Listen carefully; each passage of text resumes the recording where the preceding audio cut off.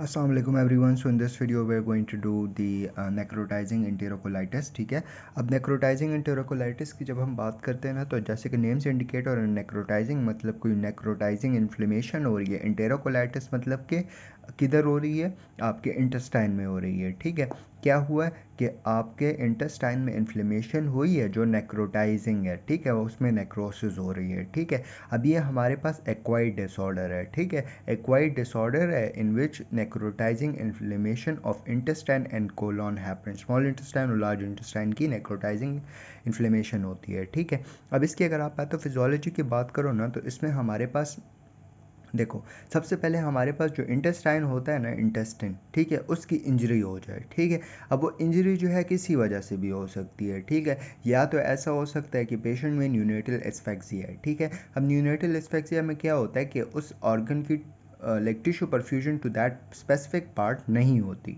ठीक है, अब tissue perfusion to that specific part जब नहीं होती तो अल्टीमेटली उसको ब्लड सप्लाई नहीं मिलेगी, उसको ऑक्सीजन नहीं मिलेगा, अल्टीमेटली उसकी जगह पे इस्कीमिया होना शुरू हो जाएगा, उस जगह पे हमारे पास डैमेज होना शुरू हो जाएगा और नेक्रोसिस होना शुरू हो जाएगा। ठीक है, तो सबसे पहले हमारे पास वॉस्कुलर इंजरी की वजह से हो सकता है। ठीक है, दूसरा हमारे पास हाइपर विस्कोसिटी सिंड्रोम।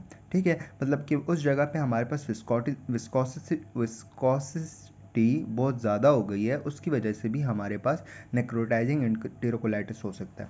ठीक है, इसके अलावा हमारे पास जो है वो इंजरी जो है सिर्फ म्यूकोजा की इंजरी हो तो उसकी वजह से भी हो सकता है। और लास्ट हमारे पास कोई टॉक्सिक इंजरी है। ठीक है, टॉक्सिक इंजरी है जैसे कि फीडिंग वगैरह। ठीक है, उसकी वजह से भी हमारे पास हो सकता है। ठीक है, अच्छा, इंटेस्टिनल इंजरी या वॉस्कुलर इंजरी हो सकती है हमारे पास, एक हाइपर विस्कोसिटी सिंड्रोम हो सकता है, म्यूकोजल इंजरी हो सकती है और टॉक्सिक इंजरी हो सकती है। ठीक है, अब हमारे पास अब इंजरी जो है ना वो क्या करती है, जैसे हमें पता है कहीं किसी जगह पे भी इंजरी हो तो वहाँ पे हमारे पास सबसे पहले इन्फ्लेमेशन होती है। इन्फ्लेमेशन के बाद वहाँ पे होता है नेक्रोसिस। नेक्रोसिस इतना एक्सट्रीम लेवल पे चला जाता है कि बाद में परफोरेशन होना शुरू हो जाती है। ठीक है, अब ये मोस्ट कॉमनली हमारे पास जो नेक्रोटाइजिंग इंटेरोकोलाइटिस होता है ना, ये प्री टर्म बेबीज़ में होता है। ठीक है, लेकिन हमारे पास फुल टर्म में भी हो सकता है, लेकिन वो बहुत कम होता है। ठीक है, पहला तो हम लोगों ने कर लिया कि हमारे पास इंटेस्टिनल इंजरी है। ठीक है, दूसरी कॉज हमारे पास है देखो, हमारे पास जो बाउल वॉल है ना उसमें गैस प्रोडक्शन हो जाए। ठीक है, अब अगर उसमें गैस प्रोडक्शन हो जाए ना तो उसकी वजह से भी हमारे पास जो है वो नेक्रोटाइजिंग इंटेरोकोलाइटिस हो सकता है। ठीक है, देखो, गैस प्रोडक्शन हुई जिसको हम नीमाटोसिस इंटेस्टिनैलिस कहते हैं। ठीक है, अब नीमाटोसिस इंटेस्टिनैलिस कहते हैं। ठीक है, अब वो ये जो गैस प्रोडक्शन होती है ना, बेसिकली हमारे पास इंटेस्टिनल वॉल होती है ना, उसकी म्यूकोजा और जो सब म्यूकोजा इस बेसिकली इस एरिया में हमारे पास जो है गैस प्रोडक्शन हो गई। ठीक है, अब ये हमारे पास जो है वो नीमोटोसिस इंटेस्टिनैलिस जो है ना, ये परफोरेट भी कर सकता है, पेरिटोनियम भी जा सकता है, जिसको नीमो पेरिटोनियम भी कह सकते हैं। ठीक है, फिर तीसरी बात हमारे पास जो है पेरीनेटल इस्कीमिया। ठीक है, जिसकी वजह से बाउल इस्कीमिया होगा और अल्टीमेटली वही मैंने आपको वास्कुलर एस्फेक्सिया वाली बात की थी। ठीक है, तो इंजरी है। ठीक है, दूसरा जो है गैस प्रोडक्शन है और थर्ड जो है इस्कीमिया है। ठीक है, अच्छा, अब आते हैं risk factors for the necrotizing enterocolitis. ठीक है, अब रिस्क फैक्टर्स की अगर बात करें तो सबसे पहले कोई भी कॉज हो, एक प्री मेच्योर बच्चा है जिसका इंटेस्टाइन अभी सही से बना ही नहीं है तो वो कॉज हो सकती है। ठीक है, दूसरा एक बच्चा है जिसको न्यूनेटल एक्सफेक्सिया हो गया, मैंने बता दिया है। तीसरा हमने टॉक्सिक कॉजेज बताई थी जिसमें आप फीडिंग होती है। ठीक है, मतलब बच्चा जो है वो सेंसिटिव है टू द फीड। ठीक है, और फीमेल जो है उसको बहुत ज़्यादा फीड करवा रही है तो अल्टीमेटली उसकी वजह से भी हो सकता है। ठीक है, मतलब हाइपर अस्मोलर मिल्क है। ठीक है, इसके अलावा हाइपर विस्कोसिटी सिंड्रोम है। ठीक है, या हमारे पास एक्सचेंज ट्रांसफ्यूजन की वजह से भी हो सकता है, और एक ड्रग है इंडोमेथासिन विच इज़ द एनएसिड्स। ठीक है, उसकी वजह से भी हो सकता है। ठीक है, अच्छा जी, अब आते हैं क्लिनिकल फीचर्स पे। ठीक है, अब क्लिनिकल फीचर्स ना हमारे पास इसके डिफरेंट फीचर्स होते हैं। कुछ हमारे पास जीआई सिम्टम्स होते हैं। ठीक है, और कुछ जो होते हैं वो सिस्टमिक सिम्टम्स होते हैं। ठीक है, अब अगर हम लोग जीआई सिम्टम्स की बात करें ना तो इसमें क्या होता है, पेशेंट जो होता है वो फीडिंग इंटॉलरेंट होता है। ठीक है, मतलब कि वो मतलब दूध पीता है तो उसको जो है वो पेट में दर्द होना शुरू हो जाता है, उसको जो है दस्त शुरू हो जाते हैं, फीसेस में जो है ब्लड आना शुरू हो जाता है, तो ये चीज़ें हैं। ठीक है, तो एक बंदा है फीडिंग इंटॉलरेंट है, ठीक है। इसके अलावा उसकी बिलस वॉमिटिंग है, ठीक है, मतलब कि आपका इंटेस्टाइन इन्वॉल्व है, इसी वजह से आपका बाइल भी आ रहा है आपकी वॉमिटिंग में, ठीक है। अच्छा जी, फिर इसके बाद एब्डोमिनल डिस्टेंशन होती है क्योंकि फ़्लो कम होता है, ठीक है, और अगर थोड़ा बहुत फ़्लो हो भी रहा होता है तो आपका ब्लडी स्टूल आ रहा होता है, ठीक है। तो क्या है, फीडिंग इंटॉलरेंट है, फीड किया तो उसकी वजह से एब्डोमिनल डिस्टेंट हो जाएगा, ऐसे सीक्वेंस में याद कर लो ना। फीड किया, फीडिंग इंटॉलरेंट है तो उसकी वजह से क्या होगा, एक तो आपका बिलिस वॉमिटिंग आएगी और एक आपका एब्डोमिनल डिस्टेंट हो जाएगा।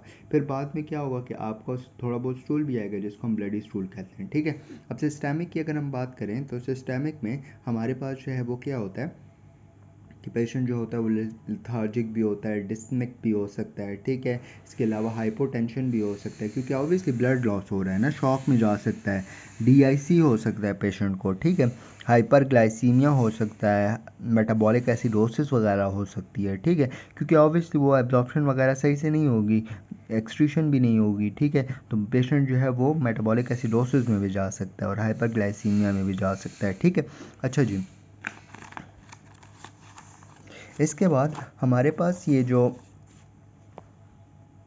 अब ये 2 days is the median day of onset, मतलब कि बहुत सारे बच्चों में ना सेकेंड डे पे ही हमें ये फीचर्स आना शुरू हो जाते हैं, ठीक है। और पेशेंट का जो एब्डोमेन होता है ना वो भी बहुत ज़्यादा रेड होता है, एब्डोमिनल वॉल, ठीक है। अब इसकी डायग्नोसिस जब हम करते हैं ना तो हमारे पास अगर 3 फीचर्स भी हो ना, क्लिनिकल ट्रायड है बेसिकली ना, तो उसके बेस पे हम इसकी डायग्नोसिस कर सकते हैं। देखो, सबसे पहले पेशेंट फीडिंग इंटॉलरेंट है, ठीक है। दूसरा क्या है, उसकी जो है वो एब्डोमिनल डिस्टेंशन है और ब्लडी स्टूल है, ठीक है। फीडिंग इंटॉलरेंट है, एब्डोमिनल डिस्टेंशन है और ब्लडी स्टूल है, ठीक है। अब ये तो आपका क्लिनिकल डायग्नोसिस हो गई, ठीक है। अब आती है आपकी अब जब आप एक्सरे करते हो ना एब्डोमिनल वॉल का, ठीक है, अब जब एक्सरे करते हो तो उसमें आपको नीमोटोसिस इंटेस्टिनलिस मिलता है, ठीक है। इसके अलावा परफोरेशन हो सकती है, नीमोपेरिटोनियम हो सकता है, ठीक है। इसके अलावा जब आप अल्ट्रासाउंड करते हो तो अल्ट्रासाउंड में आपको जो है वो गैस इन पोर्टल वेन नज़र आ सकती है, ठीक है। ब्लड कल्चर करते हो तो बैक्टीरिया का पता लग जाता है, ठीक है। इसके अलावा आपको ल्यूकोसाइटोसिस इसमें होता है, सीबीसी जब आप करते हो तो डब्ल्यूबीसी का काउंट ज़्यादा होता है ना क्योंकि इन्फ्लेमेशन हो रही है, ठीक है। तो यही चीज़ों से आपकी बेसिकली डायग्नोसिस बन जाती है नेक्रोटाइजिंग एंटेरोकोलाइटिस की, ठीक है। अच्छा जी, अब आते हैं इसकी मैनेजमेंट पे, ठीक है। मैनेजमेंट में यही होगा कि देखो, इनिशियली आप सपोर्टिव मैनेजमेंट करते हो, ठीक है। आपके पास कोई भी बच्चा आता है, आपने उसकी सपोर्टिव मैनेजमेंट करनी है, ठीक है।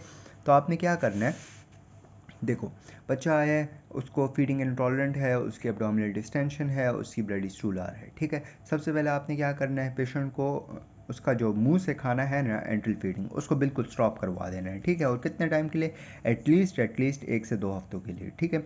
इससे ज़्यादा भी हो सकता है लेकिन एटलीस्ट 2 हफ्तों के लिए आपने बंद करवाना है, ठीक है। अच्छा जी, फिर आपने एनजी ट्यूब लगानी है और उससे एस्पायरेट कर लेना है, पेट में जितना भी उसका खाना पड़ा हुआ है, दूध पड़ा हुआ है, उसको आपने निकाल लेना है, ठीक है। फिर उसको आपने पेशेंट को देने हैं आईवी फ्लूइड्स, ठीक है, क्योंकि ऑब्वियसली उसको भूख भी लगेगी, उसकी बॉडी को न्यूट्रिशन भी चाहिए, आईवी फ्लूइड्स देंगे। और ऐसा करना है कि आपने टोटल पैरेंटल रिप्लेसमेंट करनी है, मतलब कि आप सिर्फ आईवी फ्लूइड पे पेशेंट को चलाओगे, ठीक है। इसके अलावा आप प्रोबायोटिक्स दे दोगे पेशेंट को और एंटीबायोटिक्स वगैरह, ठीक है, कि इन्फेक्शन जो है वो उसके चांसेस कम से कम हो, ठीक है।